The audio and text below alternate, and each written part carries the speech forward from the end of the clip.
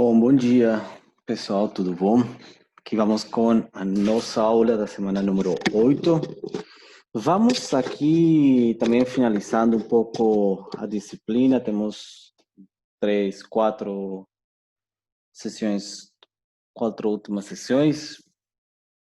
E a última sessão, lembrem que será feita eh, a prova final teórica, com base nas apresentações que vocês aqui estiveram assistindo, e também algumas leituras que vocês tiveram. Mais adiante vamos a falar um pouco disso nos próximos vídeos. Mas aqui vamos a ver a aula número 8, que vamos a fazer uma pequena introdução às tendências atuais em modelagem espacial. Esta será a primeira parte de duas partes. O nome das tendências atuais em modelagem espacial fala que praticamente estamos aqui tentando assistir um pouco sobre eh, os, os mais novos, ou as últimas tendências, mas não são todas. Somente vamos aqui a usar algumas delas, a estudar algumas delas, mas tem um mundo inteiro de modelagens, de formas de modelar objetivos, perspectivas, mesmo assim marcos teóricos e marcos conceituais que são bem diferentes entre eles. Cada um dos modelos tem um objetivo distinto, né? Um objetivo diferente. Então, o que vamos a fazer agora é explorar um pouco a temática e mostrar para vocês alguns deles. Mais adiante, na próxima aula, vamos a usar uns deles eh, para que vocês possam ter um pouco mais mais que uma introdução, possam fazer uso de um deles, tá? Como vocês veem aqui na imagem, tem diferentes componentes em cores rosa, cinza e verde, por exemplo, não? E também como tem linhas que vão de ponto de elementos a elementos, a pequenos objetos que estão aí. Uma modelagem conceptual trata-se de isto, de começar a desenhar quais são as conexões entre os diferentes elementos e dessa forma tentar de agrupar eles. Aí, no momento, vocês agrupar alguns desses componentes, ver como eles estão funcionando, vocês podem entender como são as questões de causação, questões que têm que ver com a causa, o efeito, que estivemos estudando desde o princípio das aulas.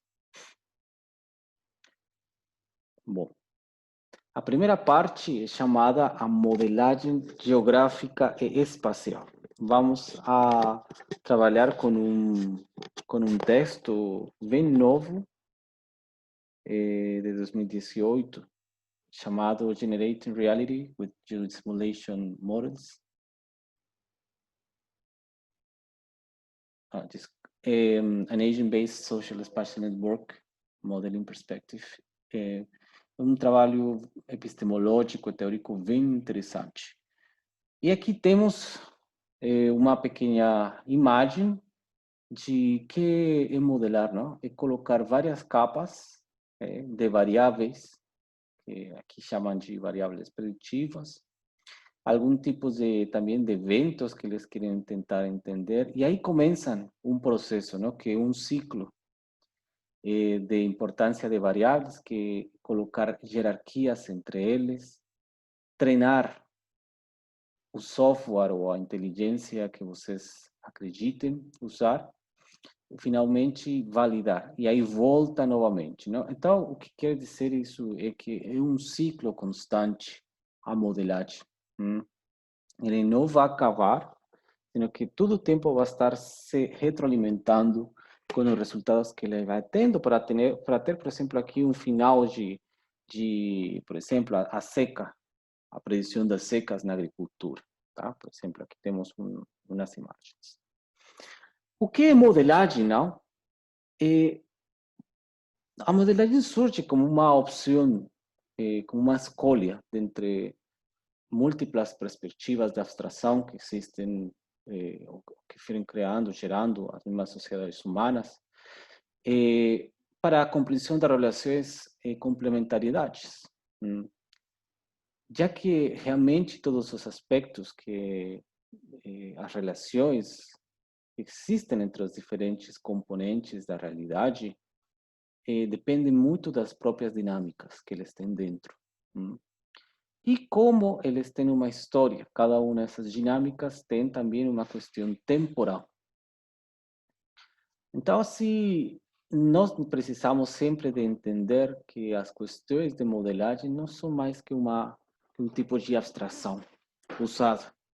E todo mundo realmente pode modelar. Modelar, por exemplo, fazer um desenho, porque vocês estão, quando vocês veem uma pessoa, fazem um desenho dessa pessoa, vocês estão aí modelando, né? Porque vocês estão criando linhas a partir das estruturas faciais ou corporais das pessoas, usando somente linhas, tá? Com traços de um lápis. Então, assim, vocês estão aí nesse mesmo momento modelando. Ou quando vocês estão contando moedas, por exemplo, na sua cabeça está acontecendo uma abstração de essas moedas de acordo no valor que é conhecido, R$ 1, R$ 2, 25 centavos. No momento de vocês fazer também essa contagem, vocês estão abstraindo e criando, e usando um modelo numérico que já está dentro das suas cabeças.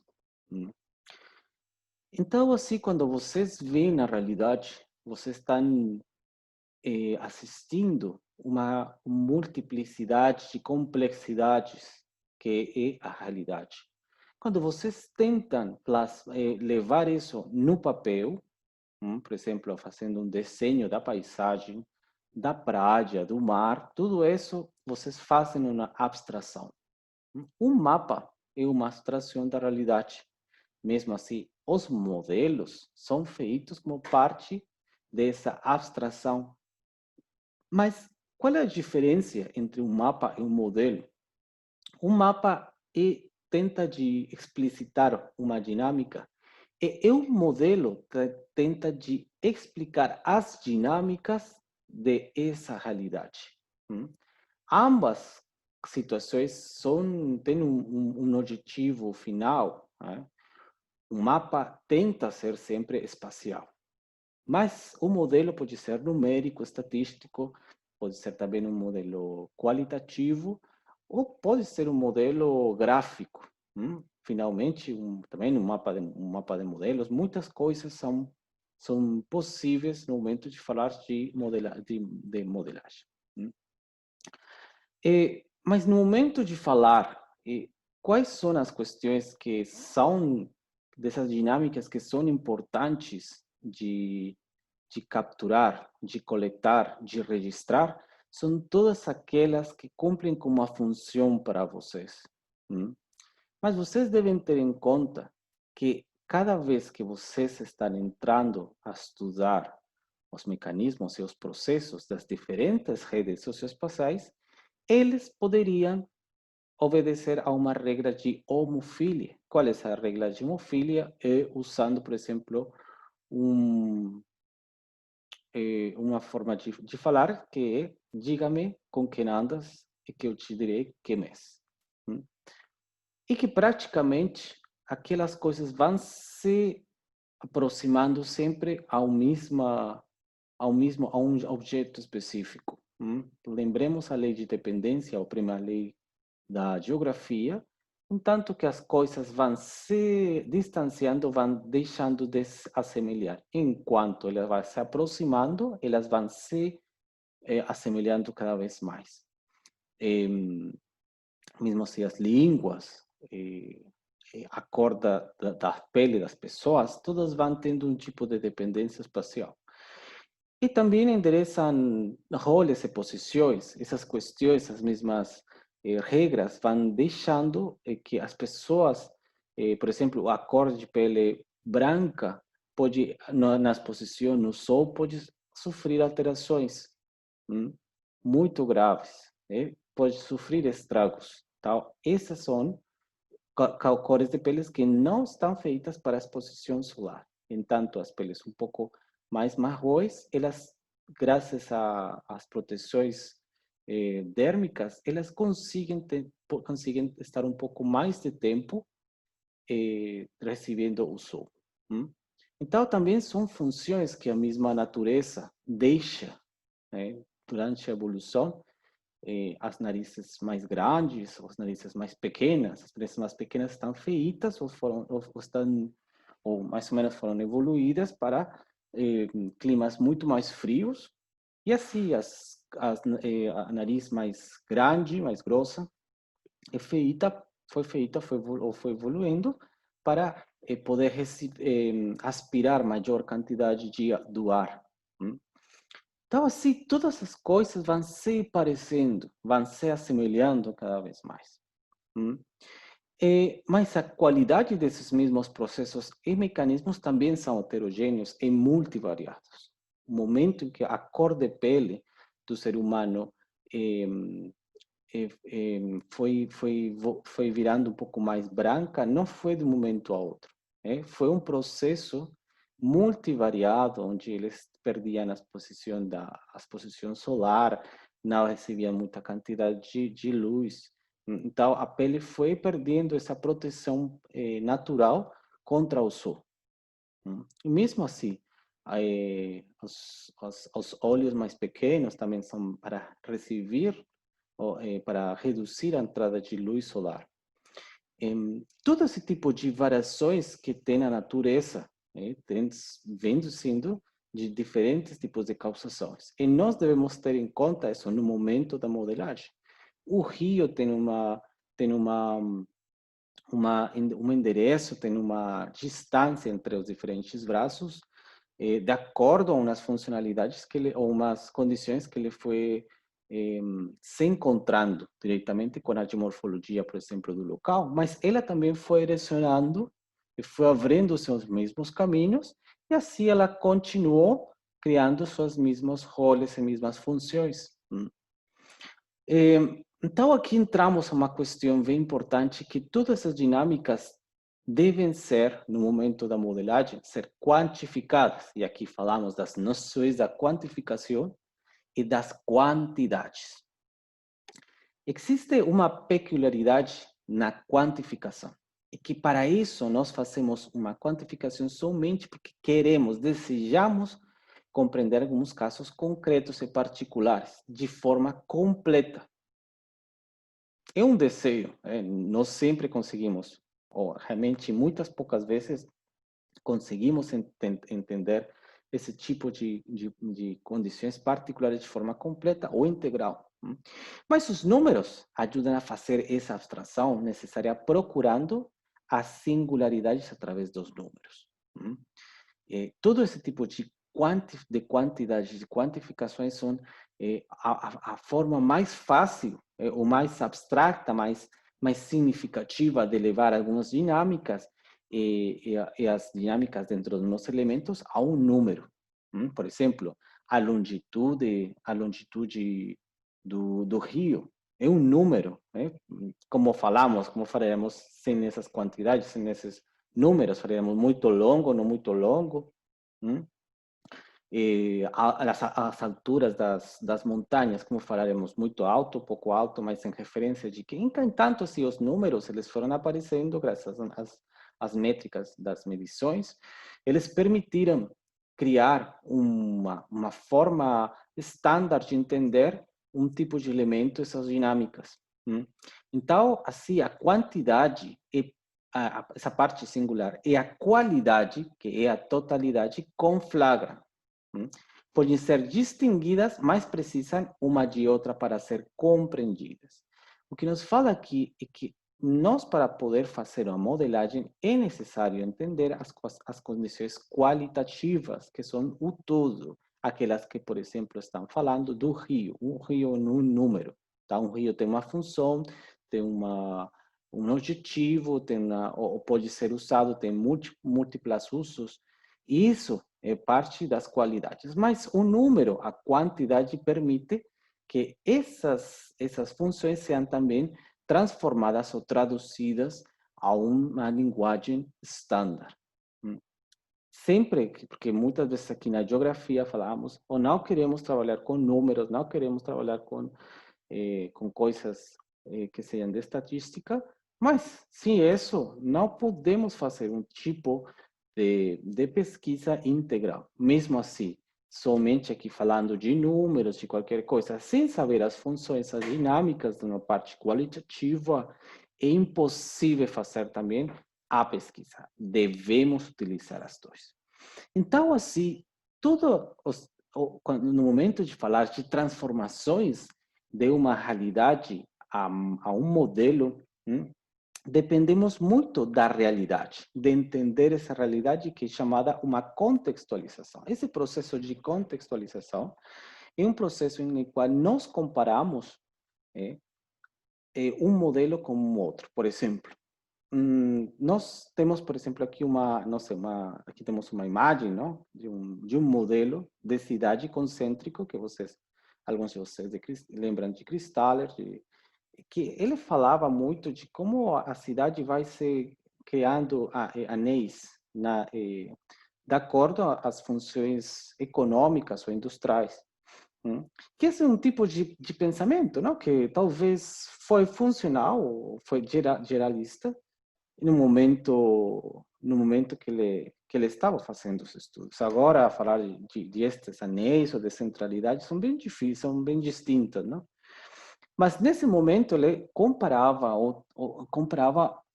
esse tecido urbano com a ruralidade.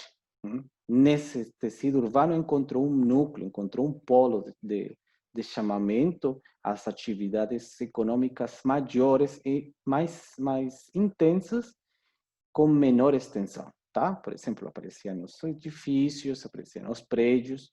Eles foram alimentando esse tipo de dinâmica mesma da expansão urbana, da expansão econômica urbana. E mesmo assim levar isto a um tipo de entendimento espacial da ruralidade não dá. Tá? Para a ruralidade existem outro tipo de modelos.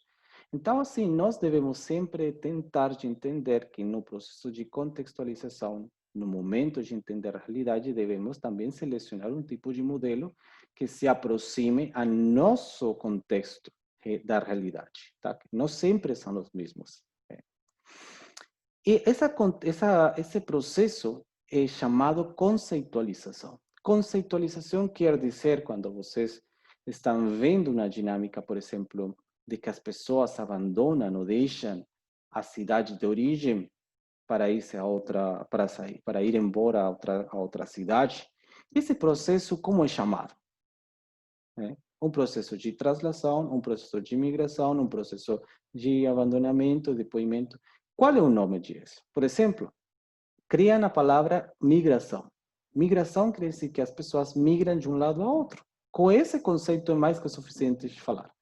Mas, por exemplo, falemos que a questão não é somente uma migração, sino que o abandono, deixar esse local rural para ir a uma cidade, implica necessariamente que o lugar rural está ficando sem população. Então, aí o conceito de imigração não é suficiente e devemos mudar a um processo, a uma conceitualização de depopulação. Essa depopulação já está implicando que existe uma migração e um abandono das terras rurais por outro tipo de atividades. E de outra forma, tem assim, cada vez que vocês vão avançando na mesma dinâmica, detalhando as causas dessa dinâmica, o conceito vai também mudando, que essa é a fortaleza das ciências sociais. As ciências naturais estão sempre trabalhando com o número, com as fórmulas, com achar a quantificação, e as ciências sociais precisam deixar essa quantificação, essa qualificação dentro da explicação formal do conceito. Então, assim, esse conceito, no momento de falar modelos, E tem mais ou menos um processo assim, de três fases, que são a primeira contextualização, que é essa tentar de nos contextualizar com a problemática, é escolher um tipo de modelo, ah, um tipo de pensamento, de perspectiva, afim a que nós estamos vendo na realidade. Depois disso, siga a tradução. Traduzir isso, né? Como ver a imagem e começar a desenhar a paisagem, isso é traduzir.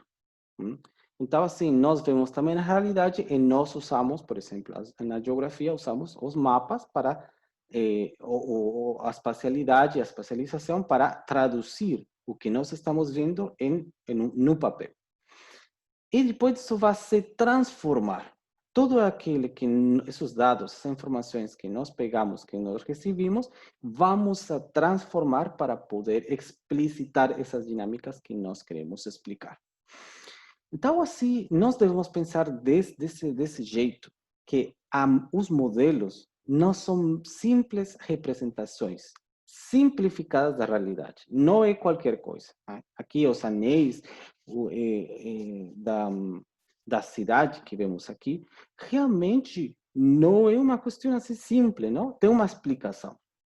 Mas isto, como aqui vemos na imagem, é uma criação de uma criança, não? Tentando te explicar. Então, isso quer dizer que as imagens, essas mesmas imagens, são imaginações que nós fazemos de nosso ambiente. E aqui é um pouco para deixar do lado aquela culpabilidade no momento de falar da subjetividade, não? Que não somos objetivos, que tudo está passado pela experiência do pesquisador, etc. Mas também são imaginações, né? São processos de imaginações, é uma palavra um pouco menos negativa, é um pouco mais cercana, mais próxima à realidade no momento da modelagem. Você ainda não é necessário falar da subjetividade no momento de modelar, mas sim é claro que é bem claro que é uma imaginação de você. Entanto, que essa imaginação seja um pouco mais fixa, um pouco mais adequada ou mais própria, ela vai ter um pouco mais de conceitualização científica. Então, assim, vamos a ver mais ou menos quais alguns tipos múltiplos modelos ou aproximações que existem na atualidade. Aqui vamos a trabalhar com um paper do 2020 chamado Global Socioeconomic Impacts of Changes in Natural Capital and Ecosystem Services, State of Play in New Modeling Approaches, que é um texto bem interessante, se vocês conseguem ler em inglês, mas eu trouxe aqui algumas partes, traduzi, mas a verdade é muito bom que vocês consigam estudar isso. Ele vai mostrar, este documento vai mostrar alguns modelos, modelos gerais, ou modelos que já depois de muitos anos ainda estão funcionando ou existem atualmente, porque se nós fizéssemos um tipo de relembrança histórica da modelagem espacial, seria uma coisa assim, bem longa, não? Daria todo um tipo de graduação, todo um curso de graduação. Mas aqui tentaremos ser o mais específico, o mais generalistas, mas também um pouco de detalhamento em cada um destes modelos. A atividade que vamos a deixar é baseada no entendimento de vocês de cada um destes modelos e da escolha de um deles para vocês detalhar um pouquinho mais alguma pergunta que vamos a deixar aí, tá? O primeiro modelo é o modelo Mendingly. O modelo Mendingly é um modelo geral de ecossistemas. Aqui vem, cada um desses modelos vai falar geral, global, regional, tá? Porque ele está dado precisamente a um tipo de contexto geográfico. Neste caso, é um modelo geral de ecossistemas que pode ser usado esperançadamente em qualquer lugar do mundo onde se cumpra com algum tipo de condições ou também de perspectivas, não? E foi desenvolvido pelo Centro de Monitoramento da Conservação Mundial do Programa do Ambiente das Nações Unidas. ele ajuda a que coisas? Informa aos tomadores de decisão acerca dos impactos das suas escolhas no uso dos recursos naturais e dos fluxos dos serviços ecossistêmicos. E sobre as trajetórias de mudança baixo em diferentes cenários de desenvolvimento humano. Então, o que tenta dizer este modelo e como as escolhas que você use, que você opte por usar no momento de fazer algum tipo de mudança ou de, ou de modificação, de transformação, mudança dentro do território, vai ter algum tipo de resposta, não? E ele simula alguns fluxos de biomassa, né? Biomassa, tudo aquilo que está, o material do ecossistema, não seja animais, sejam plantas, sejam flores, sejam água, tudo aquilo são fluxos de biomassa. Neste caso, ele utiliza coleções de espécies animais, baseada em uma série de processos ecológicos fundamentais. Quais são esses processos ecológicos fundamentais para que um modelo explicite em um ciclo? Por exemplo, a dispersão, o metabolismo, a predação, a reprodução e a mortalidade. E tem uma entrada assim que é chamada também fotossíntese, que essa aí permite a entrada de alimento para as espécies carnívoras. E tudo isso vem sendo um ciclo constante. Mas, neste caso, esse modelo é bem ecossistêmico natural, sem cultura, muito cultura do ser humano, sem introdução muito do ser humano. Não tem uma retroalimentação com a economia, com o meio ambiente. E aí deixo para que vocês gostem, se gostam, dos modelos biológicos, possam conferir esse tipo de modelos. O segundo modelo é o modelo generalizado de dissimilaridade. O modelo, neste caso, é generalizado. Quer dizer que ele tende a generalizar questões. Não é como este, que aqui temos que é um modelo geral que pode ser utilizado, não. Este tenta de generalizar e reduzir a maior quantidade ou tentar homogeneizar ou reduzir a maior variabilidade. Tá? Ele tenta de reduzir essa variabilidade de dissimilaridade, dessas diferenças. E como modelo, não é um modelo como este, que tem algumas entradas, algumas saídas, é uma técnica. Tá? É uma técnica estatística para analisar e predecir quais padrões espaciais da presença de plantas ou animais através de grandes regiões. Então, aqui é de grandes regiões. Portanto, vamos utilizar resoluções espaciais, menos detalhadas, para tentar de explicar as condições de diferentes, ou essas condições de habitat, por exemplo, das espécies que nós estamos interessados. Pode ser aplicado um amplo rango de atividades de avaliação, incluindo a visualização de padrões espaciais na composição de quê? Da comunidade, da distribuição das espécies. Também pode fazer uma avaliação da conservação e dos impactos da mudança climática. Por exemplo, se nós queremos saber o que acontece com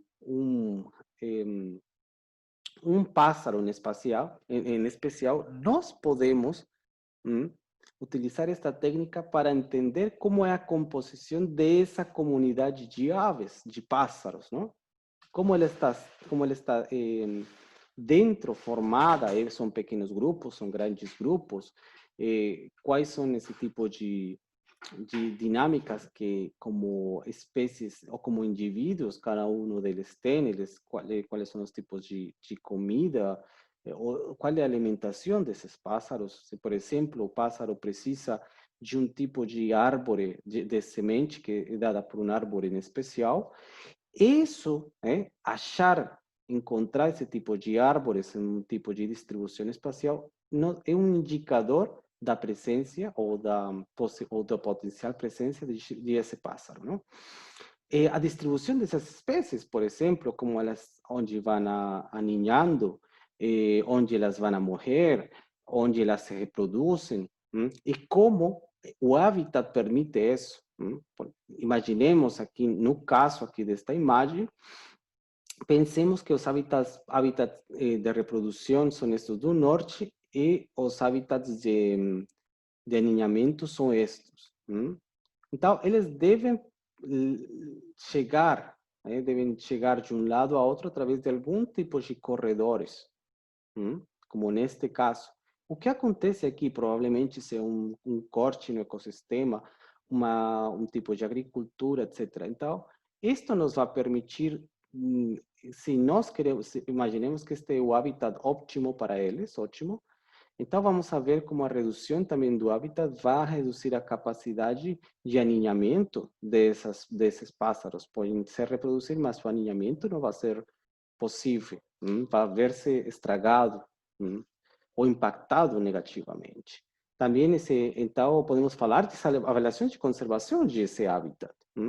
E dos impactos, por exemplo, das mudanças climáticas. O que acontece se, por exemplo, o árvore, essa semente, precisa de temporadas de chuva muito longas para crescer.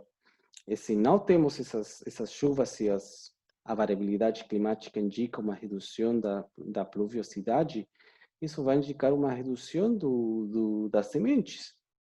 Nesse caso, então, não vamos a ter sementes para os pássaros. E tudo esse tipo de questões estão afetando a presença dos animais, a mesma assistência, não? Esse modelo, essa técnica, não, pode ser adaptada para acomodar tipos especiais de dados biológicos e ambientais, incluindo, por exemplo, informação sobre como as espécies estão geneticamente relacionadas e informação sobre como as barreiras podem se propagar espacialmente. Por exemplo, esta barreira aqui que temos sobre a agricultura, ela como pode ver crescendo assim, vai criando uma barreira em contra do processo de aninhamento do pássaro, da ave, não?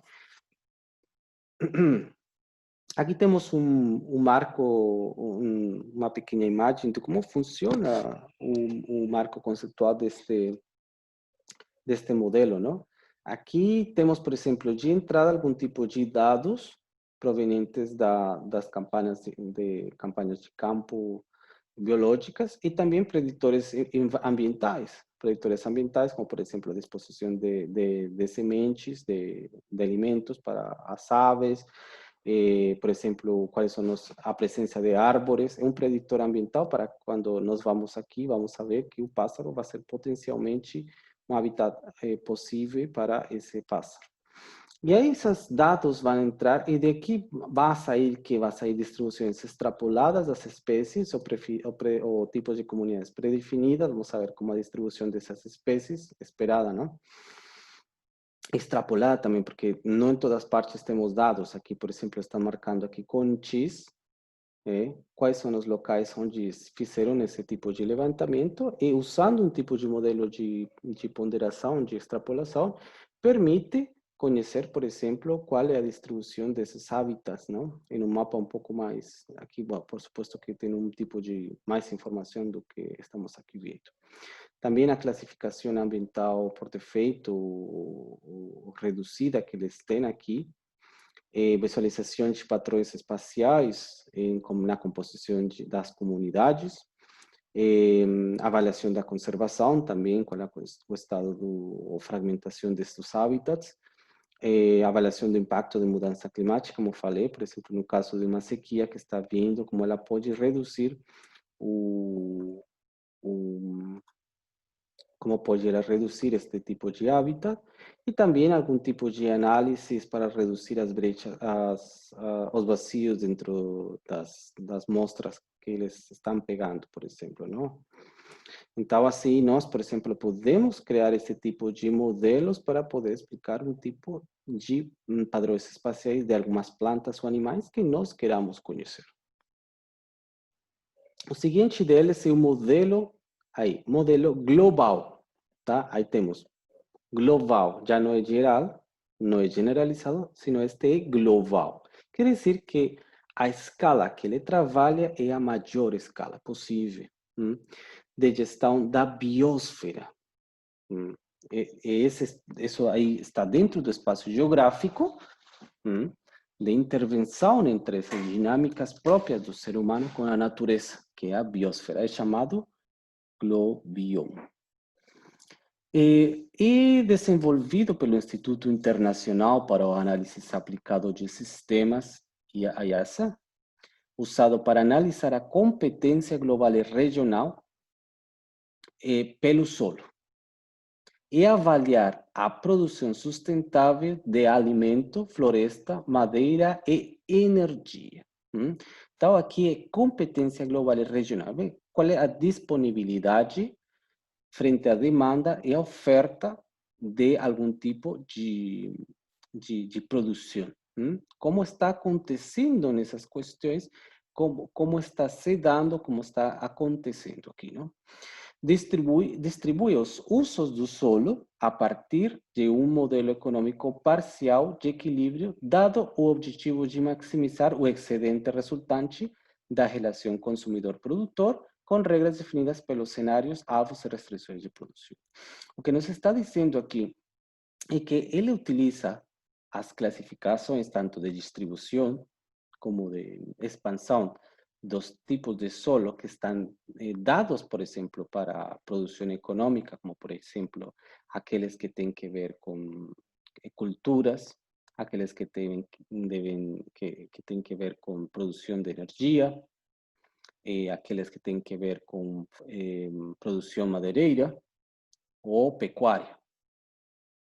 Esses tipos de uso de solo são colocados dentro de um modelo econômico que procura achar qual pode ser o maior valor, como conseguir o maior excedente, o maior resultante entre a relação do quem consome, quem demanda esse tipo de alimentos, de madeiras, etc., e quem produz. Para quê? Para poder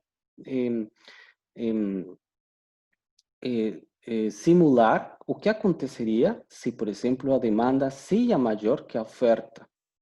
E mesmo assim, o que acontece, por exemplo, no caso da oferta, aumentar a oferta, mas em tanto que tem poucos consumidores desse tipo de uso de solo, não? Ou de resultados desse uso de solo. E aí eles vão criando cenários, não? O que acontece se aumentamos as culturas, o que acontece se reduzimos a produção de bioenergia, algum tipo de objetivo bem claro e restrições de produção. O que acontece se acontece uma inundação, um alagamento e inunda tudo, todas as culturas. O que vai acontecer com isso, não? Ou quais são os tipos de disposições? Ou se não temos terra fértil, o que acontece com isso no plano global, não? Somente tem um probleminha aqui. Entanto que global é muito grande, não? Também somente usa 6 classes de cobertas do solo e pontos álgidos globais, quer dizer, pontos centrais importantes para eles, que representam a biodiversidade. Por exemplo, o Amazonas, as florestas andinas, a floresta da parte central dos Estados Unidos, alguns tipos de pontos mais importantes de biodiversidade. Também a escala global não permite vocês detalhar espaços importantes da biodiversidade muito mais detalhadamente, não? Então, aqui, por exemplo, nesse modelo, neste gráfico que temos aqui, vamos ver como a população, a produção interna doméstica e as preferências do consumo de diferentes tipos de demanda de alimentos, fibras, energia e indústria vão entrar em um processo mercantil. Aqui está o mercado, não? E esse mercado que é dado pela transação entre Estados Unidos e o resto do mundo também, não? Tem uns preços, gera uns preços gerais. Isso vai criar pressões de demanda.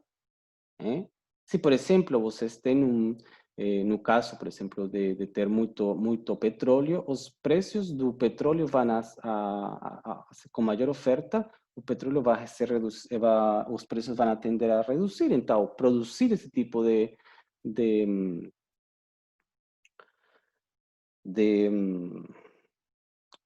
por produzir esse tipo de materiais energéticos não são rentáveis.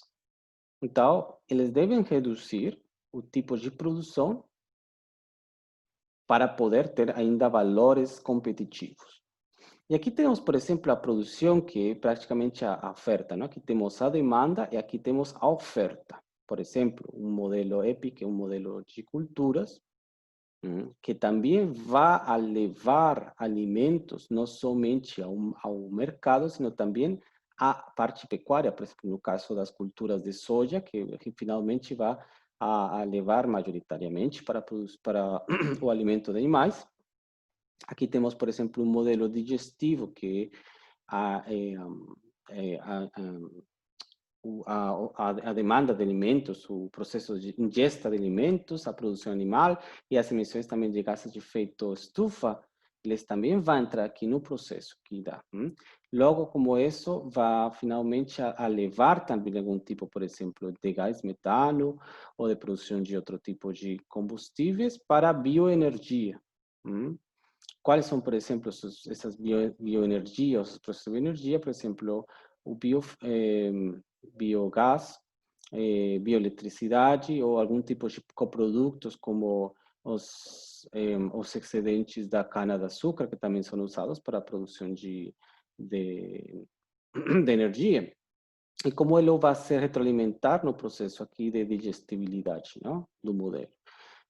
Finalmente, aqui da parte da biomassa, que é o crescimento com outro modelo de 4M, sobre o modelo florestal, qual é a quantidade de madeira que pode ser usada e quais são os custos de fazer uso desse tipo de madeiras, não? E também isso vai a acrescentar um tipo de preços, mas isto vai diretamente aqui no mercado e também vai retroalimentar a parte de bioenergia, porque também vocês podem pegar aqui carvão vegetal.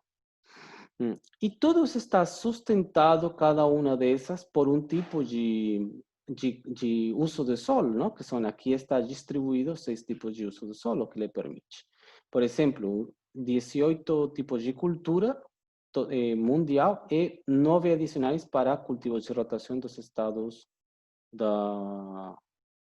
Ai, desculpa, isto acho que é União Europeia. Que são realmente levados nos processos de gestão, opções como fertilizantes, irrigação, o mesmo corte, não? Levar, por exemplo, aqui, este tipo de culturas para ser sostenidas por um tipo de uso de solo agrícola. Outro tipo de uso de solo agrícola, que tem 8 sistemas que trabalham em outros sistemas, também com 7 animais, que são dados que vêm da FAO, do gado através de matrizes que eles colocam. Isto é uma matriz, tá? São pequenas células acomodadas como pixels.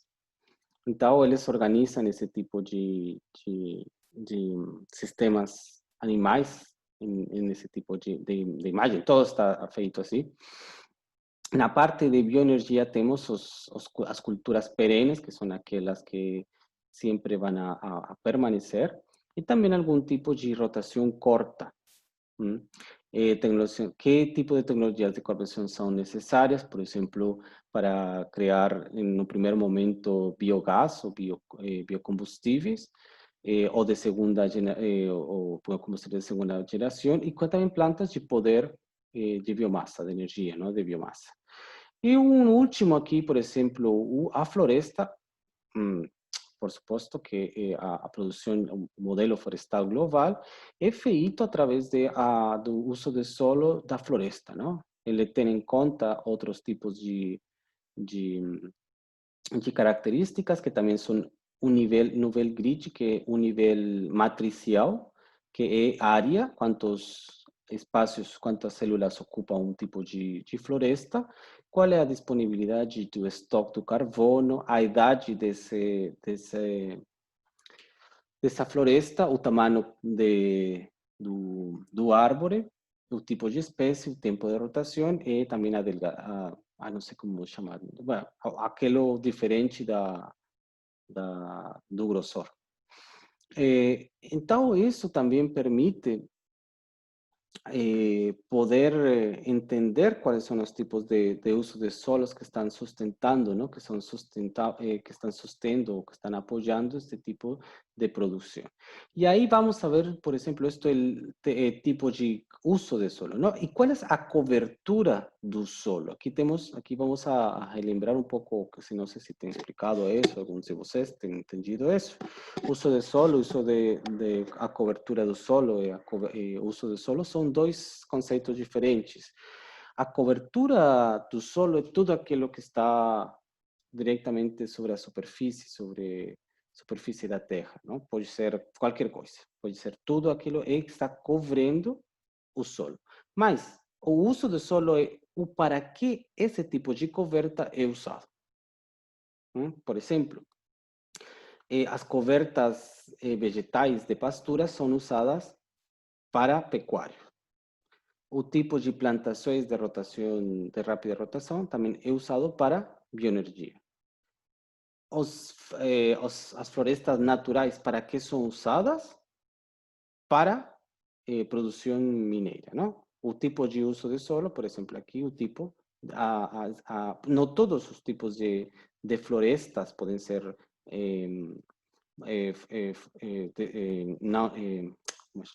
secundarias, florestas secundarias o matas secundarias que son producidas o que van creciendo para oferta de madeira, puede ser también un tipo de floresta natural, otro tipo de terras naturais, elas são um tipo de cobertas da terra, não? Da superfície. E aqui temos uso da terra diferente, uso do solo diferente, não?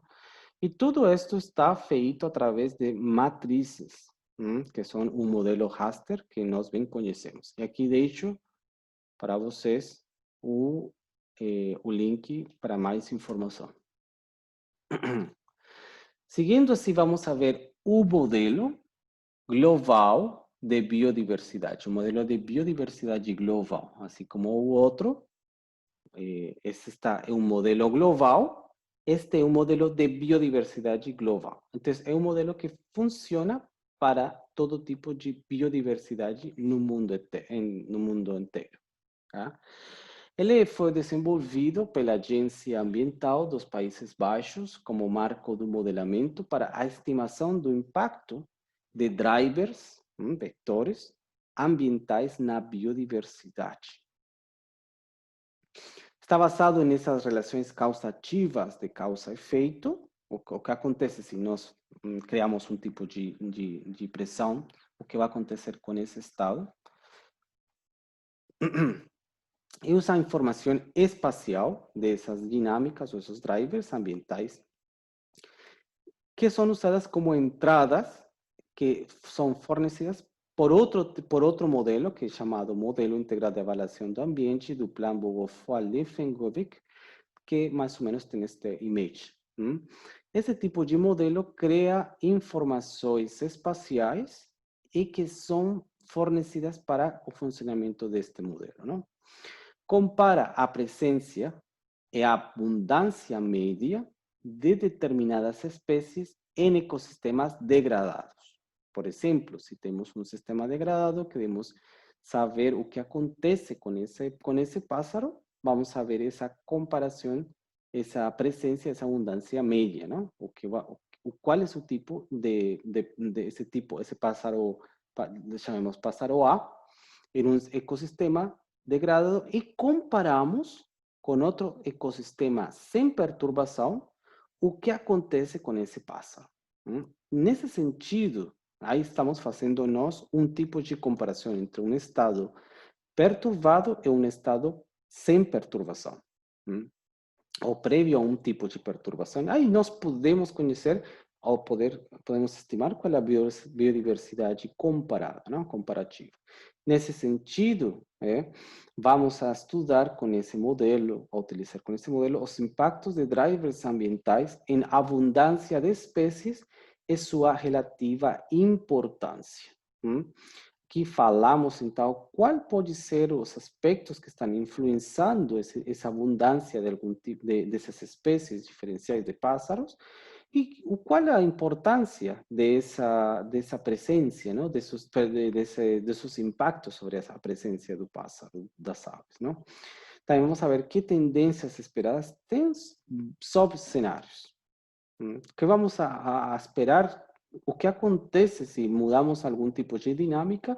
Quais são os cenários possíveis? Então, quando vocês, por exemplo, sempre falamos de como o que aconteceria se, por exemplo, Homer Simpson matou esse inseto, esse bichinho, quando viajou no passado, ele foi criando novos cenários, não? Ele mudou uma casa a um mundo perfeito que onde Marge não sabia que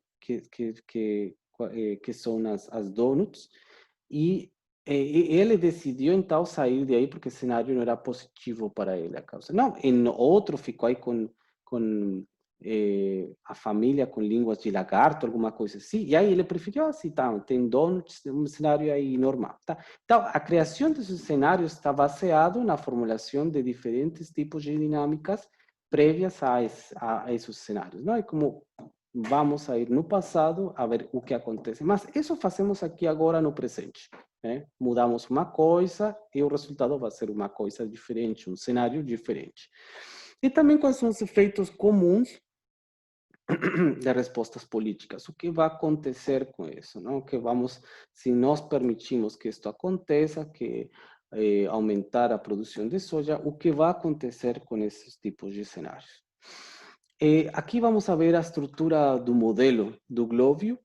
Temos aqui de um lado a pressão e do outro o impacto. E aqui temos o resultado que é a abundância média de espécies terrestres, não? Isto é bem importante, porque ele não funciona, acho que para oceanos. Em cinza temos o tipo de uso da pressão que se aplica sobre o impacto. E aqui nestes objetos temos o tipo de uso do solo, onde aqui vemos os árvores, como estes, são vegetação natural, vegetação florestal, que é para produção secundária, pasturas, que está aqui com esta vaquinha, aqui culturas, que são isto aqui, e urbano, que são esses prédios, não? Aqui está todo misturado. Então, a pressão, por exemplo, o uso do solo, impacta diretamente o mesmo uso do solo e vai a mudar a abundância dessa espécie, não? Aqui temos, por exemplo, a perturbação de uma via, de um caminho. O que vai perturbar? Vai perturbar a vegetação natural, as pasturas e também vai criar culturas. Mesmo assim, a fragmentação é a fragmentação dos tipos de vegetação florestal. A caça também vai haver, criando um tipo de pressão direta sobre as florestas. A deposição de nitrógeno, mesmo assim as florestas, e a mudança climática vai criar um tipo de pressão sobre todos estes tipos de uso de solo. E tudo isso vai criar, cada uma delas, um tipo de perturbação diferente que vai mudar a mesma abundância dessas espécies médias, não? A biodiversidade. Vamos ver aqui, por exemplo, um pequeno exemplo num mapa de um uso de perda média de biodiversidade por perda do habitat e fragmentação por transformação de solos e vias, não? Por exemplo, no caso aqui da Mata Amazônica, como estes espaços vão mudando. E esta é a perda média de biodiversidade, de menor a 1%, maior a 40%. Aqui vemos o que acontece, lembramos que isto cria cenários futuros, o que acontece com base na informação atual do 2000 e o que vai acontecer no ano 2050. Todas estas áreas vão haver uma mudança em comparação com o ano 2000 superior ao 40%. Enquanto que a mata amazônica é bem reduzida e vai manter alguns tipos muito pequenos de perda média de biodiversidade menor.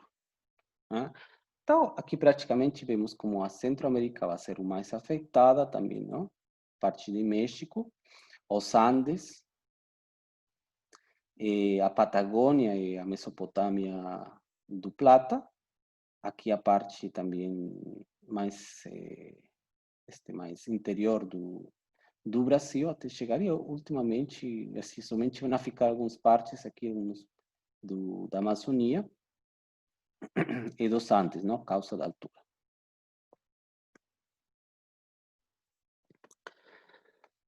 Temos também um bem interessante aqui, que vamos a pegar um pouco mais de tempo para explicar, que é o Clube Mundo. O Clube Mundo é realmente o nome do programa. Tem modelo, esse é mais um modelo global, que simula as mudanças no sistema do solo, como uma função da demanda derivada de fatores externos pelo solo. O que acontece com o solo com base nesse tipo de pressões externas, não? Cria um mapa de uso e coberta do solo que combina dados de coberta do solo, densidade de gado e intensidade de produção agrícola. Então, aqui tem em conta dados para criar um tipo de informações que tem que ver com a agricultura. Para cada período do tempo e para cada célula da matriz, o modelo distribui a demanda pelo solo aquelas células com maior potencial de transição. Então, por exemplo, se nós estamos vendo aqui um pouco esta imagem, a maior demanda vai ficar aqui nestas partes de transição, não? Tem sentido. Estas partes não vão ser muito demandadas, porque elas já foram totalmente transformadas, e o processo de demanda vai procurar novos espaços. Então, o que vai ser este modelo é levar esses tipos de demandas pelo solo aquelas com esse maior potencial de transição. Um maior potencial de transição são aquelas que estão mudando, não? Que ainda não mudaram completamente, que podem ser, por exemplo, algum tipo de floresta que fica no limite da mata amazônica. Este tipo de espaços aqui que são bordes, que são limites, essas são as zonas onde pode acontecer potencialmente a maior transformação, a maior transição. A transição potencial é o resultado, então, da soma da adequação local, dessa disponibilidade, dessa possibilidade de ser usado, por exemplo, quais são os espaços de transição procurados pela agricultura, as zonas mais planas. Então, se esse conta com, tem essa propriedade de ser plano, tem, então, esse potencial de transição. Também a resistência à conversão, aquelas que não ficam diretamente unidas a uma dinâmica estática. E o avanço pela competência do sistema do solo. Então, precisa que exista um mercado que está propiciando essa competência do solo.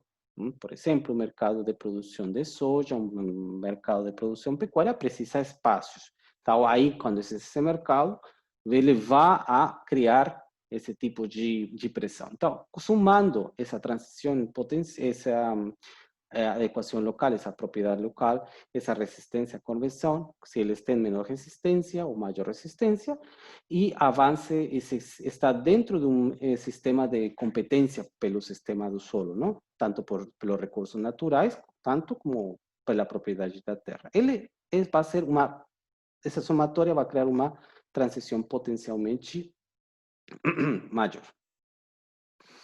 Tem uma versão de um modelo flexível Aqui escrevi uma versão flexível. Não, é um modelo flexível, mais flexível, que tem flexibilidade, chamado CLU.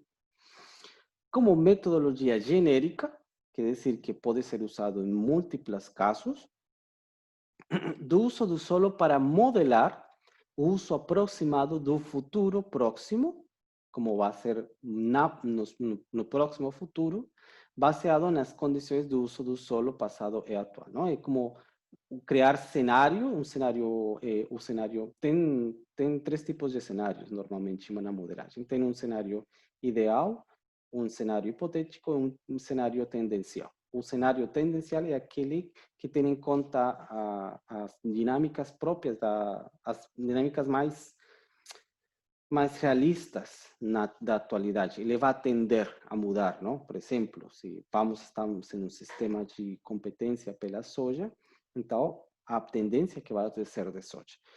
Um caso ideal é quando nós mudamos as dinâmicas. Por exemplo, um cenário ideal é aquele onde a soja não estivesse em expansão, sino em retração, não? Então, um modelo ideal seria aquele, diria, não, vai retirar o que vai acontecer se a demanda pela soja vai se reduzir. E um modelo hipotético, um cenário hipotético, desculpe, um cenário hipotético é aquele que pode dizer, não, o que acontece com uma seca, com uma chuva, com etc. Não? O que vai acontecer ainda assim mudando as dinâmicas desse território. Neste caso, ele está usando um modelo tendencial, porque procura, com base nas condições do solo passado e atual, vamos saber o que vai acontecer com esse sistema do solo no futuro.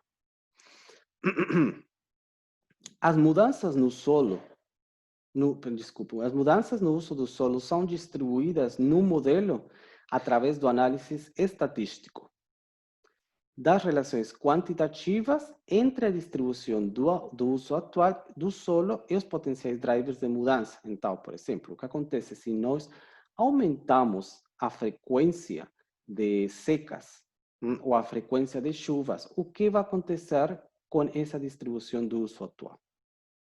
O que aconteceria, por exemplo, com uma seca, no caso da cultura de maíz? Com uma seca, a cultura de maíz vai se reduzir. Então, a distribuição de demanda pela agricultura para uso para culturas de maíz vai ver-se reduzida. E pode aparecer uma de soja que usa mais constrangimentos hídricos, se pode viver com um pouco menos de água, então isso vai produzir outro tipo de situação, não? Leva também em conta que as dependências da escala de fatores que influenciam no uso do solo com uma aproximação multiescalar. Então, as dependências de escala entre os níveis mais locais ou microlocais, como eles estão forçando, como eles dependem tanto do mercado mais global. Com a aproximação multiescalar, que quer dizer que ele permite que as coisas poderem tentar entender essas tendências ou esses padrões nos cenários que vão de abaixo a arriba, como por exemplo, se não multidões de chuvas que estão acontecendo constantemente, isso que vai acontecer quando inunde todas as culturas de soja, e isso vai ter uma repercussão no mercado global, na produção de soja geral. E também de arriba a baixo, o que vai acontecer quando a demanda de soja se reduz, então praticamente isso vai a criar umas mudanças dentro dos níveis as escalas menores, os níveis menores de produção agrícola, não? E isso, então, tudo isso está dentro do resultado dessas mudanças nacionais e regionais. Aqui vemos o marco. Eu esqueci de falar que esse modelo é criado pelo Departamento da Geografia do Instituto de Estudos Ambientais da Vrije Universiteit, nos Países Baixos, na Holanda. Não, desculpe. Vrije Amsterdã. Bom, aqui temos este marco um marco de modelamento que fala sobre 4 componentes: as políticas espaciais e as restrições, quer dizer, quais são os processos de conservação que como política vamos a criar, quais são as áreas restringidas, por exemplo, para incrementar a agricultura, quais são as zonas que não podem passar, não podem incrementar, e quais são as zonas de desenvolvimento agrícola.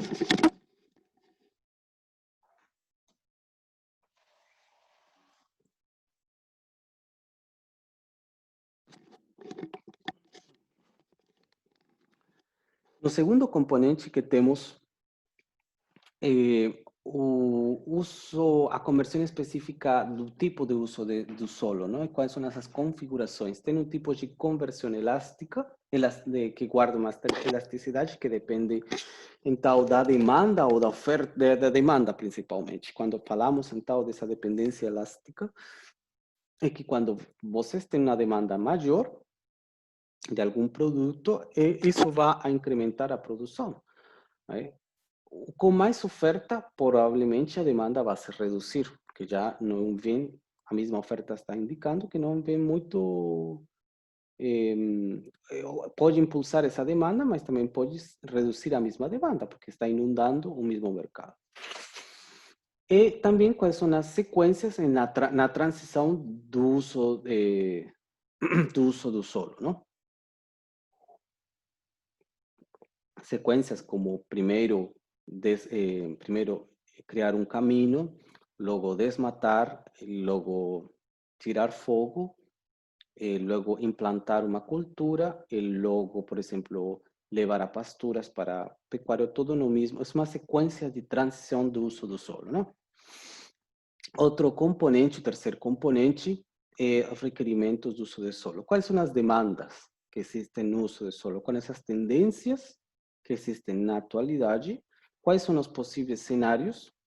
E quais são os modelos mais avançados de requerimentos nessa demanda? E tudo isso vai criando uma demanda de uso do solo que vai se agregando, não? Dentro das tendências, cenários e os mesmos modelos avançados.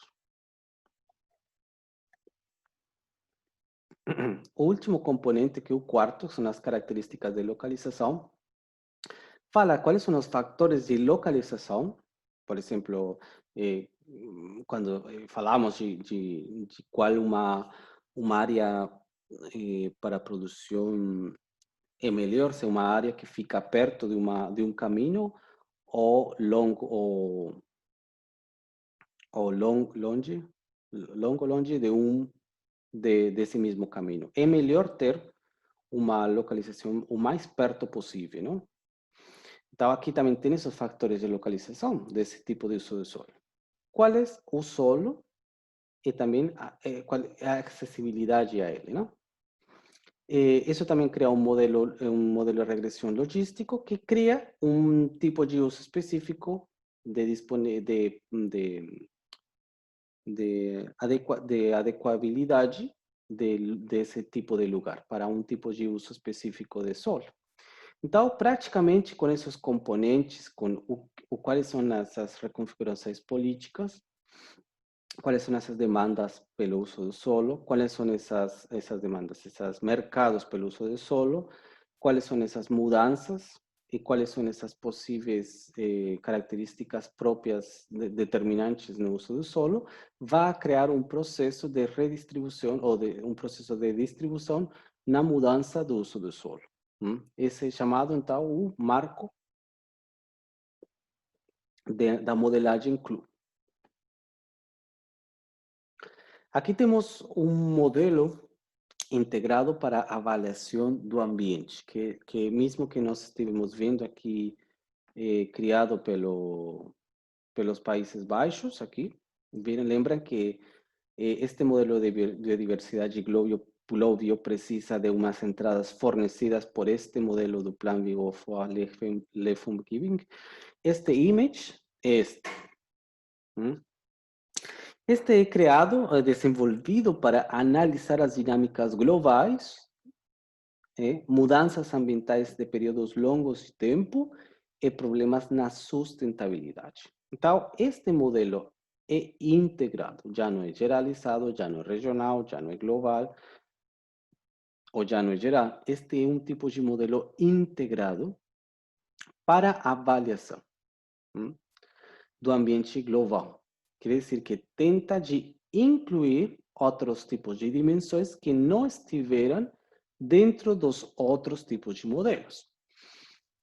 Por quê? Porque ele procura analisar as dinâmicas globais e também ver no tempo como foram essas dinâmicas mudando, e quer dizer que coloca uma dimensão adicional na parte espacial, inclui a quarta dimensão do tempo, e os problemas de na sustentabilidade. O que vai acontecer no futuro com esse tipo de, na mesma atualidade da sustentabilidade e da produção econômica.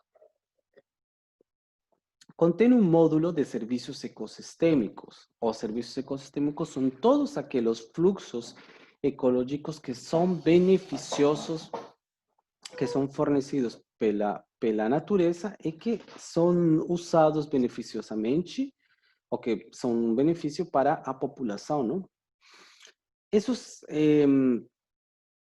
Este módulo cria uma provisão de 8 tipos de fluxos ecossistêmicos.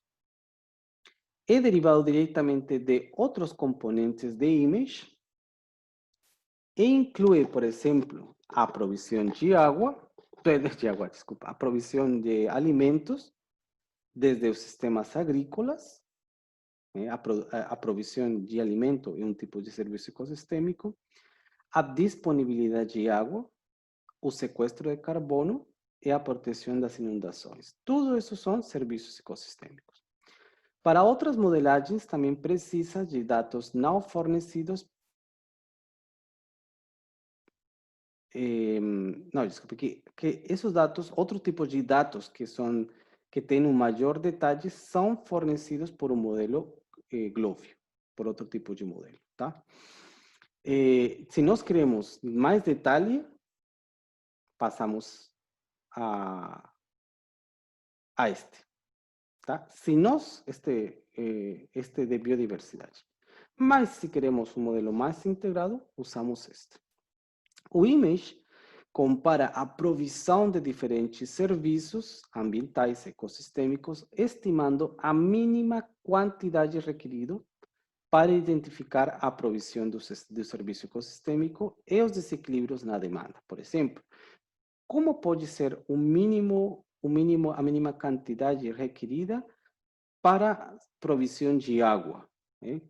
Qual pode ser? Primeiro que entre a chuva, que há um armazenamento e que seja provisto aos seres humanos. E quais são os desequilíbrios na demanda? Quando vocês têm uma população muito grande que está demandando esse serviço de água constantemente e o mesmo ecossistema não tem a capacidade de fornecer esse fluxo ecossistêmico. Os resultados, por exemplo, podem indicar um resultado, o mínimo de quantidade de comida e água requerida para manter a saúde humana. Ou a mínima área de elementos naturais em uma paisagem para conseguir a demanda de polinização necessária para um cultivo. Então, aqui os mínimos, aqui trabalha com os mínimos. Aqui temos um marco referencial, um desenho nesta imagem, nestes quadrinhos, de retroalimentação. Não? Estes são feedbacks. Ele está constantemente em feedback. Tem drivers de população, que são as dinâmicas globais, de população e de economia mundial. A população muda, tem mudanças na economia doméstica, na população mesma e outros, por exemplo, cenários supostos. Tem aqui também um tipo de componentes que são fornecidos. Aqui está o nome desse tipo de componente, que é vegetação terrestre, economia agrícola, coberta do solo, emissões de uso do solo, provisão e demanda de energia, emissões de indústria e de energia, e da mesma energia, não? Isso vai criando umas emissões e mudanças no uso do solo. ela vai aqui a passar diretamente a retroalimentar as outras anteriores. Quando vocês têm mudanças aqui, ele vai retroalimentar. Mesmo assim, ela vem sendo também retroalimentada por este tema de abaixo. Aqui temos, por exemplo, nesta parte, o carbono terrestre, o carbono oceânico e a química atmosférica, não? E isso vai criar mudanças nas concentrações de carbono oceânico terrestre e mudanças na química atmosférica. Tudo isto vai a puxar, vai a pressionar este tipo de produções. E onde vão ser as mudanças? No clima e, e também no escalamento de padrões geográficos. Por exemplo, uma mudança no, no clima geral vai ter mudanças na mesma... Por exemplo, o fenômeno do Niño cria uma mudança nos padrões regionais de chuva e de seca. Então, isso vai criando, todas estas situações vão criando um tipo de mudança. Ele vai retroalimentar, mesmo clima, mesmo os outros componentes.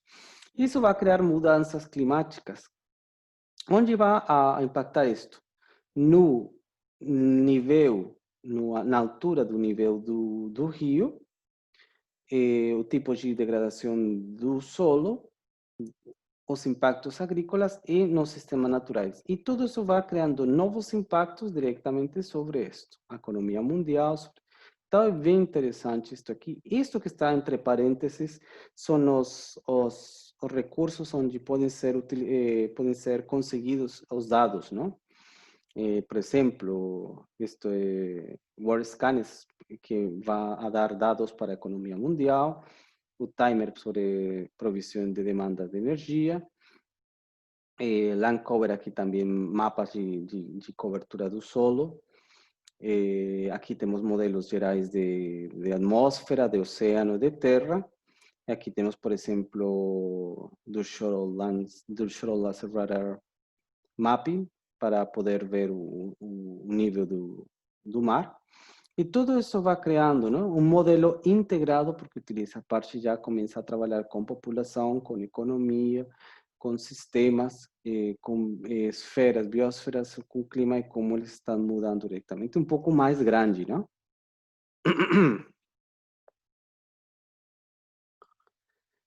E por último, desta parte número 1, temos Ares. Ares é uma inteligência artificial para os serviços ecossistêmicos. E o Ares é como o que diz, tá? É criado pela mesma comunidade. Ele serve como apoio, como suporte para a quantificação dos serviços ecossistêmicos, para melhorar a política de toma de decisões. Ele utiliza um modelo probabilístico para a provisão e uso dos serviços ecossistêmicos em uma região de interesse e mapeia esses fluxos físicos como benefícios às pessoas. Por exemplo, no caso aqui da provisão da quantidade de água requerida, qual a quantidade de água requerida? Aquela que corresponde que seja boa para manter a saúde humana. Então, esse fluxo ecológico, que é um serviço ecossistêmico, eles mapeiam através de quê? Por exemplo, da quantidade de água, pode ser através do espaço do leito do rio, a disponibilidade de armazenamento, também a coleta, as florestas que coletam a água, e tudo isso vai criando condições, como no mesmo caso do modelo de biodiversidade de espécies e plantas que estamos vendo aqui, de habitat para algumas plantas. Neste caso, é como criar qual é o habitat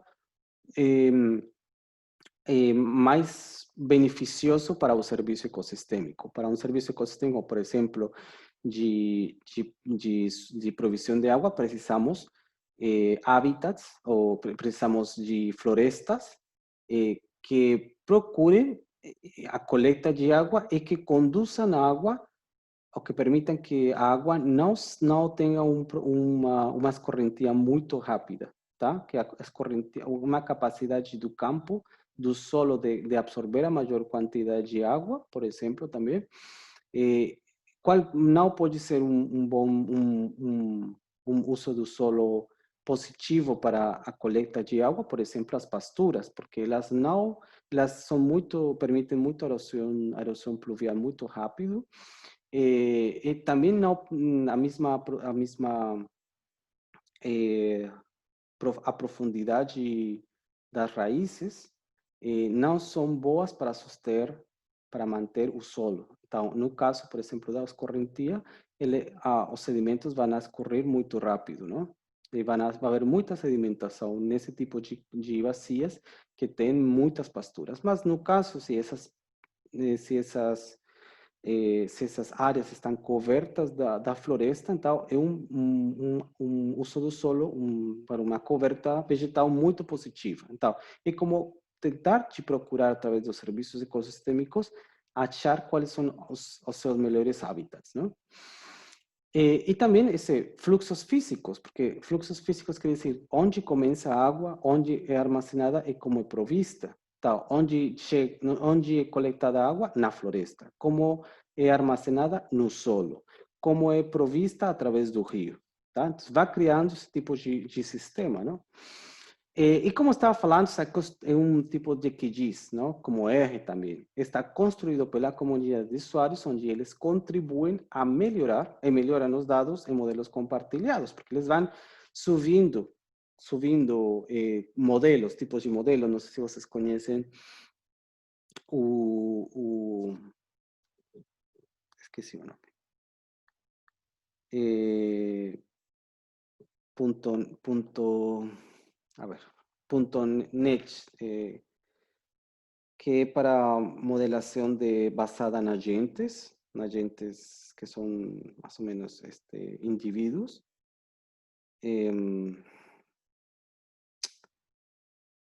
Agent-based modeling. He usado, vamos a ver, tem um nome esse software.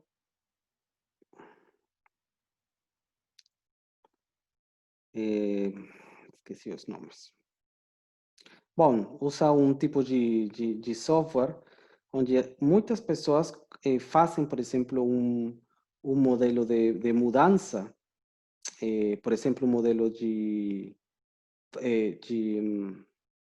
vou mostrar agora, melhor, vou deixar aí como uma pequena atividade para vocês, que vocês usem esse tipo de modelos. Dessa forma, eles conseguem compartilhar as informações que eles vão criando. Aqui temos, por exemplo, como funciona o sistema. Por exemplo, como é um software como o QGIS, ele precisa um tipo de contexto na região X. Por exemplo, observar o sistema ecológico, o serviço ecossistêmico de água dentro dele. Eles fazem uma consulta através do modelo, delineam, por exemplo, a bacia hidrográfica, que nesta disciplina nós fazemos também, fazemos bacias hidrográficas, que infelizmente a causa disto que foi um curso mais teórico, não conseguimos fazer, mas eu convido a vocês que no futuro, porque nós usamos laboratório para poder fazer este tipo de análise, também computam eles um modelo hidrológico que nós podemos fazer, e isso encontra, não? Quais são os intermediários, quais são os beneficiários, quais são os oferentes desse tipo de serviços, por exemplo, as florestas, quais são os beneficiários, as mesmas pessoas, e construir uma rede de fluxo, não? Entre eles.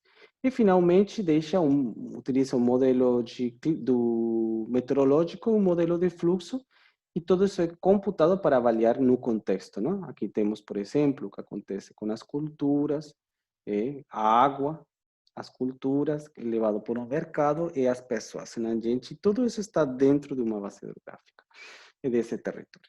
Então, assim, gente, agora mesmo eu vou deixar o trabalho, uma página. Eu sugiro, esta é a bibliografia aqui usada, lembrem que estou não é minha, senão estou fazendo uma tradução e uma explicitação com base nesses documentos. Eu sugiro que vocês, aquele que foi de maior interesse, está faltando a metade deles, não? Ainda vamos a trabalhar mais na próxima aula, vamos a ver alguns mais modelos, mas eu sugiro que vocês, eu convido vocês procurar um nome e entrar nestas páginas para mais ou menos conhecer. Eles também têm tutoriais, tem tutoriais com dados de construção, se vocês gostam assim de têm algum interesse, ou menos não se construir, mas por exemplo utilizar os dados que eles, os procedimentos que eles fornecem, e desse jeito vocês conseguem se familiarizar um pouco mais com os modelos, os diferentes modelos, quais gostaram mais vocês, gostaram mais de espécies, gostaram mais de hábitats, gostaram mais globais de demanda, de oferta, gostaram mais de biodiversidade, gostaram mais de uso de sistema de uso do solo,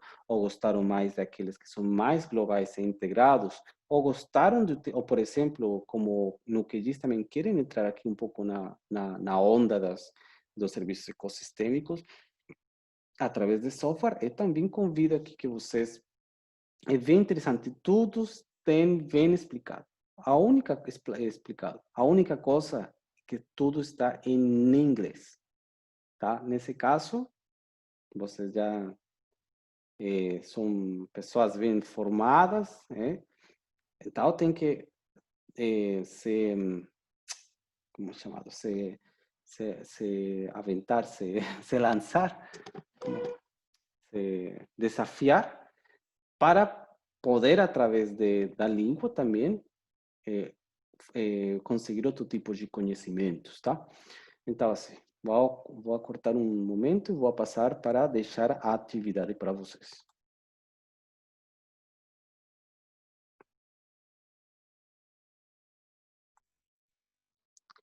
Então, gente,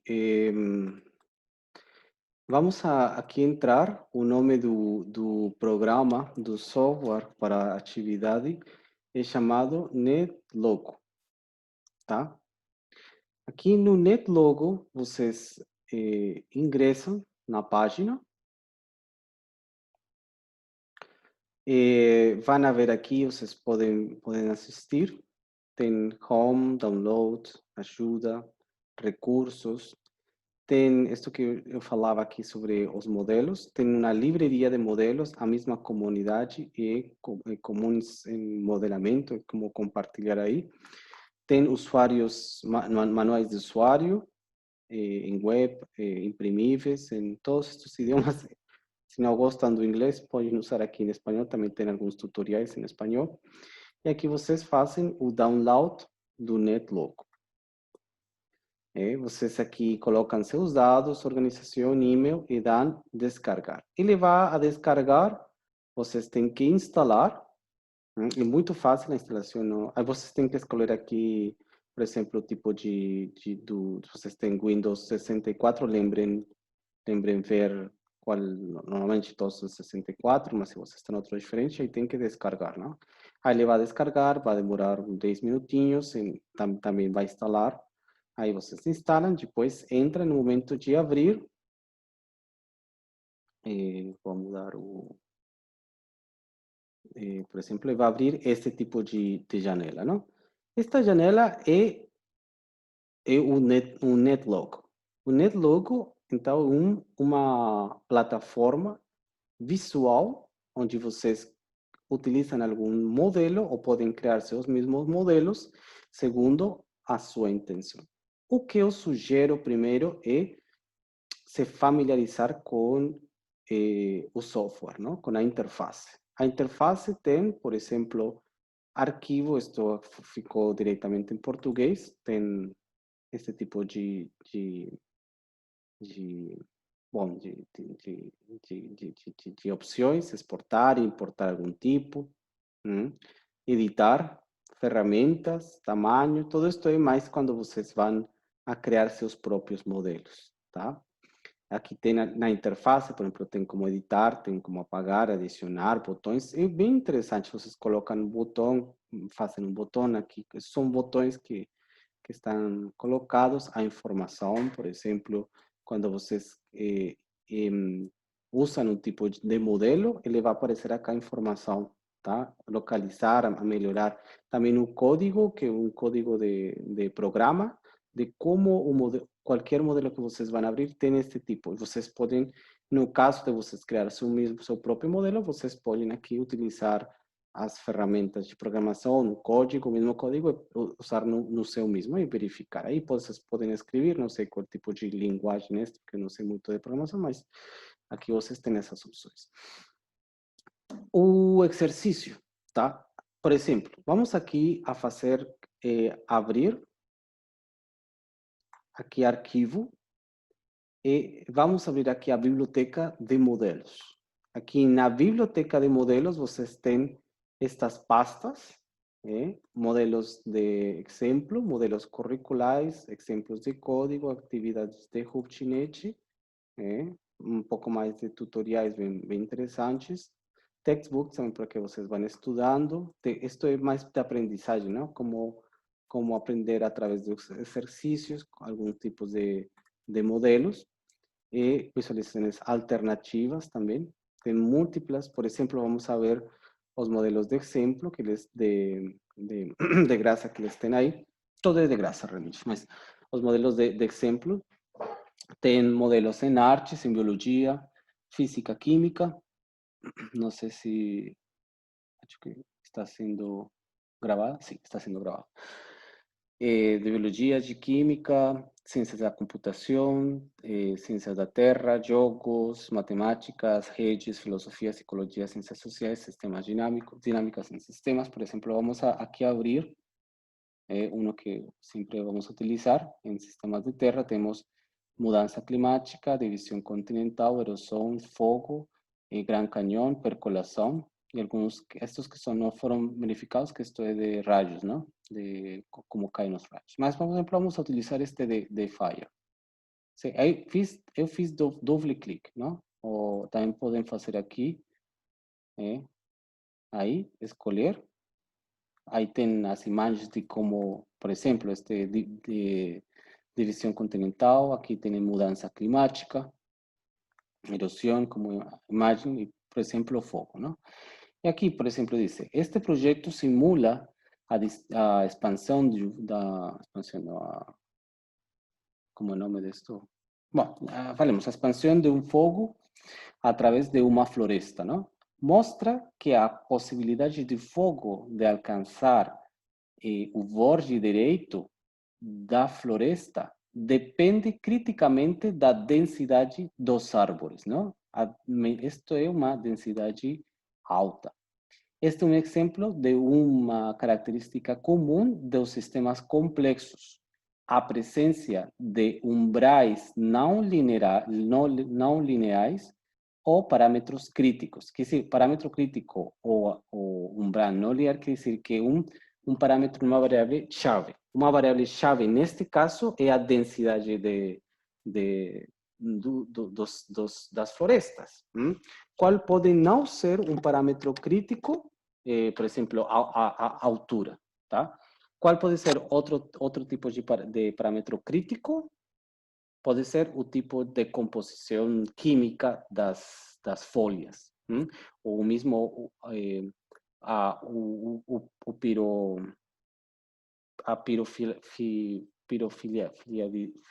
pirofilialidade que tem a semente, por exemplo, se o árvore gosta muito do fogo, precisa do fogo para se expandir geneticamente ou para soltar algumas sementes, não? Para abrir as sementes, precisa do fogo, então são pirófilos, então praticamente isso também pode ser uma clave, um aspecto clave, não? Chave, um parâmetro crítico. Então vamos aqui abrir o de fogo. Ele vai abrir aqui e vocês não vão ver nada, né? O que eu vou fazer aqui, não toquem nada até que eu vos mostre bem a atividade, porque se vocês tocam alguma coisa aqui, depois não vai ficar mal o exemplo, né? Aqui vocês têm o botão de densidade. Ele vai se reduzindo, vai aumentando à medida que vocês vão tocando aqui, não? E aqui tem setup, que o setup é configurar, ou quando vocês decidem, eu quero que fique de 83%, fazem clique em setup. Se eu quero que fique de 16%, faz clique em setup. Cada vez que vocês mudam esta cozinha aqui, tem que pressionar o setup, tá? Uma vez que vocês têm o setup colocado, vocês vão a dar Go, né? Que todos os modelos aqui, este é o botão de Go, né? E aqui o resultado. Aqui o resultado é percentagem queimado. Né? Neste caso, como ainda não temos corrido o modelo, então não vai aparecer nenhum tipo, né? Vamos a ver a informação. Que, não? Aqui eu já leí que depende. Como ele trabalha? O fogo inicia na parte esquerda da floresta e se esparce, não sei qual é o nome, se distribui a, a árvores vizinhos, não? Começa na parte da floresta e começa ele a chegar. O fogo se expande em 4 direções: norte, este, sur e oeste. O modelo assume que não tem vento, tá? Isso é importante. Quer dizer que aí simplificaram e deixaram por fora o vento. Assim, o fogo deve ter árvores no longo do seu caminho para avançar. Isto é que o fogo não pode saltar sobre uma área sem árvores. Por exemplo, um claro. Assim, tais bloques de grupos permitem um movimento do fogo nessa direção. Não? Como usá-lo? Aqui diz como usar. Primeiro façam clique em Setup para localizar, para distribuir ou para configurar os árvores que vão ser de color verde, da cor verde. E o fogo que vai começar, ele vai começar de cor vermelho na parte esquerda, não? Depois disso, ele vai começar, vocês vão fazer clique em botão Go para começar a simulação. E o slider de densidade, não? Controla a densidade dos árvores na floresta, não? Nota, as mudanças no slide de densidade não têm efeito hasta que vocês coloquem configuração. E por isso que eu falei, sempre tem, no momento de colocar 72, setup. No momento de colocar 20, setup. Viram? Aí, tem coisas para ter em conta, não? Quando corre o modelo, quanto da floresta se queima, não?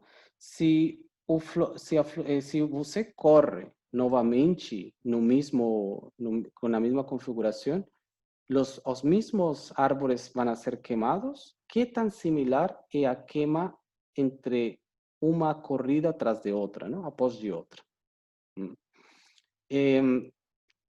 Eles chamam aqui de cada tortuga. A tortuga é um agente. Aqui todos os agentes, todos os pontinhos, todos os elementos são chamados tortugas. Quando vocês se gostam ou têm interesse de aprender este software, todos os agentes são chamados tortugas.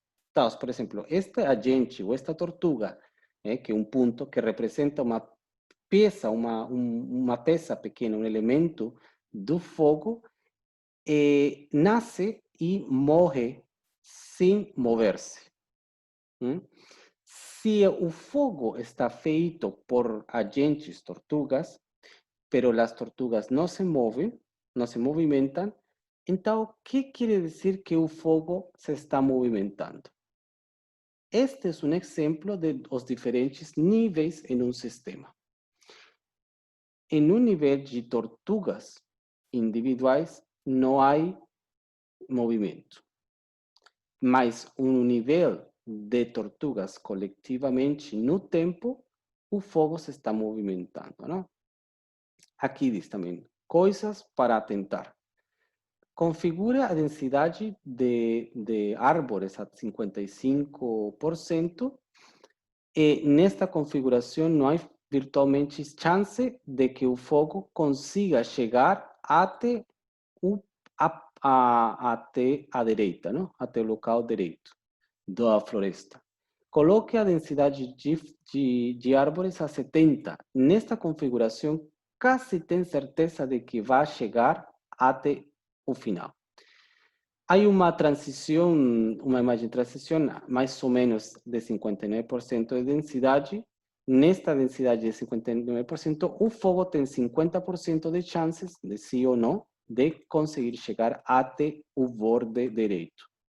Intente mover este tipo de experimente qual é o comportamento espacial em menu ferramentas para analisar a porcentagem de queimado em diferentes níveis de densidade de árvores. Desenho, coloque, plote a porcentagem de queimada contra a densidade. Qual é o tipo de curva que ele vai tomar? Por exemplo, a curva, por exemplo, de crescimento, não? Eu vou pedir isso como atividade, que vocês, cada 10% que vocês vão a correr em cada um destes, vão a criar um tipo de uma pequena gráfica. O que acontece quando van de 10, de 20, qual é a quantidade de área queimada, não? 10%, 20%, 30%, 40%, assim, todo 10% em 10%. Agora vamos a provar, por exemplo, a testar na interface. Por exemplo, eu vou colocar aqui o 50% de densidade, não? Mover aqui o slider e setup. Movimento, por exemplo, a 100, a 99, setup. Vai ficar todo cheio de... E aqui, 0. Não vai ficar nada. Por exemplo, no 30% setup, o fogo, vocês veem aqui uma linha vermelha, ele vai começar daqui e vai a queimar. Lembrem, se ele não tem deste árvore, não tem um vizinho perto a ele não vai conseguir chegar, porque o fogo não se está movimentando. O que se está movimentando é a área queimada. E todos os espaços em preto, eles são áreas onde não vai conseguir chegar o fogo, não? Precisa sempre que tenha uma linha contínua. Vamos ver, por exemplo, neste caso. Go. Viram? Aí, queimou. Queimou somente uma área pequenininha. Vamos a seguir movimentando. Não vai queimar mais, tá bem? Vamos a movimentar aqui até 50. Setup e go. Vamos a ver. Isso, ele chegou até aqui. Este é o vórtice. Até ele chegou aí. Vamos a ver o 70. Setup. Go.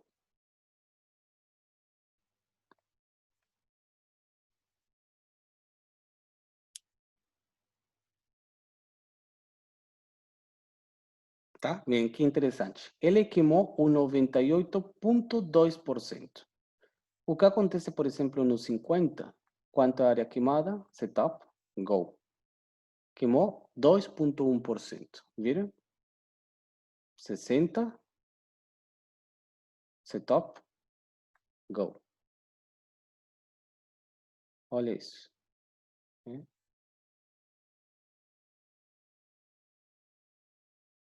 Vai chegar. Chegou. E chegou. Viram? Com uma distribuição também pequena de 60%, que estes são colocações, cada vez que vocês pressionam setup, ele vai a criar um mundo aleatório, não? Desses pontinhos. É uma área queimada de 73%.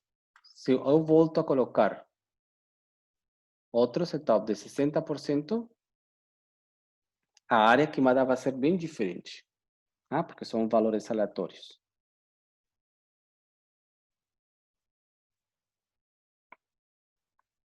Ele já parou aqui. Ele continua e foi muito menor, 48,3. Então, aqui que nós podemos ver que não somente a densidade, sino também a distribuição, não? Que existam vizinhos vai permitir que um bosque, uma floresta, vá se queimar. Se uma floresta é muito fragmentada, ele não vai ter espaços. Mas sempre a densidade em si é um parâmetro chave, crítico, mas não é um parâmetro decisivo e muito preditivo não pode ser. Então, nós devemos complexizar, devemos incrementar o número de variáveis, por exemplo, conexões, por exemplo, o tipo de espécies vegetais que existem, não? Também são coisas que cada vez aqui na configuração que vocês, esto não vão a tocar. Cada vez que vocês podem aumentar, podem modificar. Então, aqui vocês têm ferramentas, monitor de variáveis globais. O que acontece aqui, por exemplo, árvores iniciais, área queimada, tá? Com 37.999, estes foram os árvores queimados. De tortugas, por exemplo, o que aconteceu aqui, não? As propriedades, quando aconteceu, como vocês podem escrever aí, o monitor de patches de espaços, quantos patches tem, como a questão dos patches. Vocês podem aí modificar muitas coisas, alterar, etc. Então, com isso, eu vou solicitar que vocês mandem uma gráfica. O primeiro ponto, vou escrever aí também, fazer uma gráfica de cada 10%, 10%, 10%, 10%, com a área queimada, tá? Quanto foi a área queimada cada vez que vocês subiam o 10%, um 10%. E também que eu vou deixar assim que vocês, que vamos a descartar, usem e procurem outro tipo de modelo, o que vocês gostem, não? Por exemplo, temos um modelo de ciências sociais. Vamos a ver, por exemplo, SIDA, tá? Vamos a abrir este de SIDA. Por exemplo, o que vai acontecer? Vocês têm alguns parâmetros, quantas pessoas iniciais, qual é a porcentagem infectado, qual é a tendência de emparelhamento, de acercamento dessas pessoas, o promédio de responsabilidade no compromisso, o uso de condão e a frequência também de provas que eles estão fazendo, não?